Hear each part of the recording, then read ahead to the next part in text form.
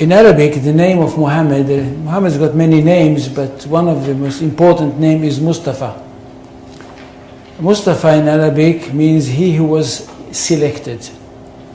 And the idea is that since the time of Adam, the first human being, God selected from every generation the best of all the descendants of Adam. So there was some kind of natural selection, one generation after the other. Until at the end, he selected the best of the best of the best of the best. And this is the Prophet Muhammad. And he chose him to give him his word, the exact word of God, and of course selected him to be the prophet that will bring to humanity the finest of all revelations. This is Islam. That we are talking about a culture which is highly rich, highly interesting, and highly rewarding. And that's what the most important thing.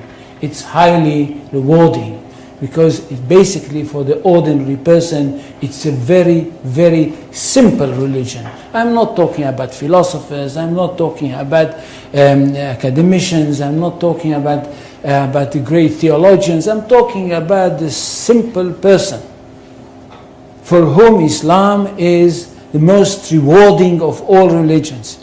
At the end of the story, if he is a good Muslim, and he dies, he is going to go straight into paradise, and paradise is described in the most colorful way possible in the Quran. And for this reason, I think we should speak about Islam with great respect. And not just, as I can hear some people say, well, it's Islam, it's nothing. No, it's not. And it's not a simple thing that a person like me and others like me in the academy, in fact, dedicated their life for the studying of this culture. Now, Islam is not a religion in the ordinary, simple way of thinking. Islam is a culture which comprises everything. And most of all, it is a culture based on revelation, and it is a culture which is based on a legal system. It is basically a legal system. It is a legal system which comprises everything. It comprises the life of the individual, it comprises the life of the society, it comprises the state. That's one thing. Secondly, it is a world religion. It's not like Judaism, which is not a world religion. It is connected with the chosen people and it's only for them. And it's not connected with the territory of the world, it's connected with one small country. Islam is a world religion connected with the world, and it wants to establish world order. For Islam, the whole world is one state.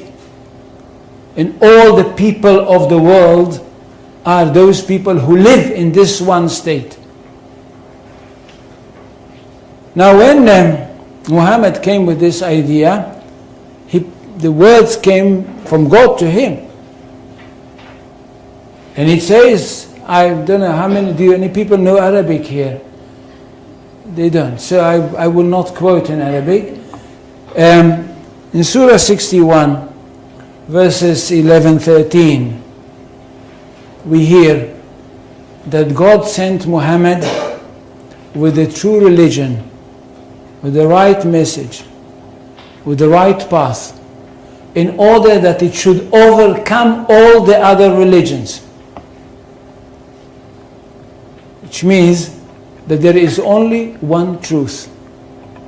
Jews and Christians, which are called the people of the book, had once their own truth, but they were not a very good custodians, and they falsified their books.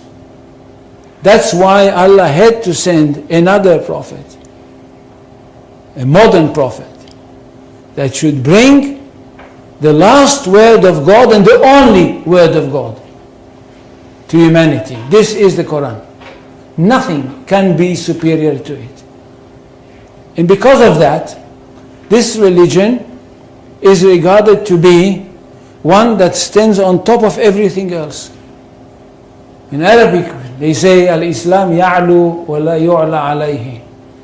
Islam is superior, nothing can be superior to it.